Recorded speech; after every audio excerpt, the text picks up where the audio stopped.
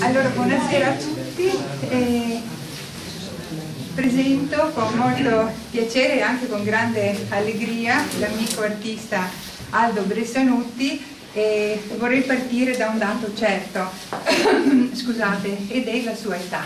Dunque, Aldo nasce nel 1923 per caso alla Tisana, quindi diciamo ha 88 anni, quasi 90, e non si vede. Non si vede. E questa mostra, qua volevo arrivare, è stata realizzata tutta nel 2010 appositamente per questa sede. Vedete che ci sono degli olii su tavola e poi lì intorno alle colonne ci sono i disegni preparatori e una grafica per le opere stesse. Il tema è propriamente il surrealismo e qui bisogna aprire una piccola parentesi. Credo che voi tutti conosciate Aldo Bressanutti per aver effigiato Civitavecchia, la nostra Civitavecchia come ora non è più, e con diciamo un taglio intimista negli interni, con un taglio anche di poesia e di malinconia a volte, e nascondendo con l'ironia e l'umorismo il fatto che lui da ragazzino, da bambino, viveva in quegli antri in situazioni poco diciamo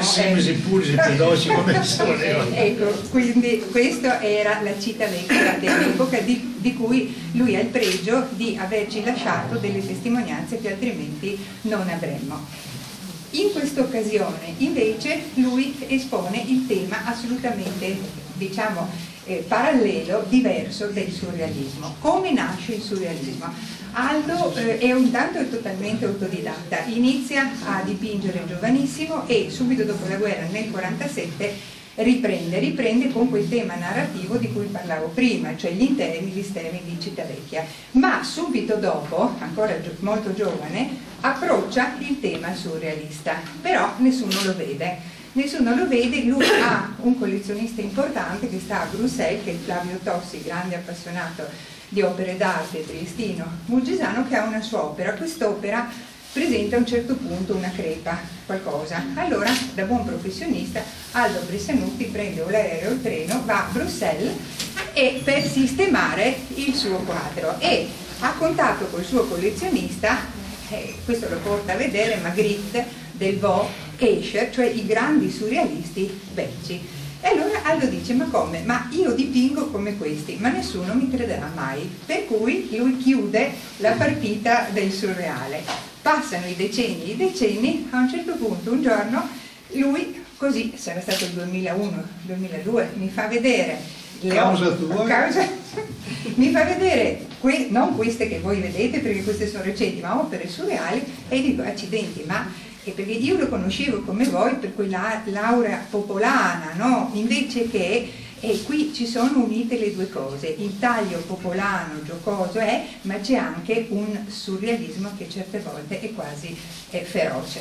Allora a un certo punto io gli dico: Aldo, bisogna esporre, e così si fa una mostra alla Sala Comunale d'Arte di Trieste nel 2002, e da quella volta Aldo ha cominciato ad esporre il surreale. Una parentesi, scusa, ma mi ha rotto le scatole che espone. Finalmente non basta, ho messo delle condizioni e ho detto sì, vabbè, ho bleffato, e l'altro che del blefo, va bene. Scusa.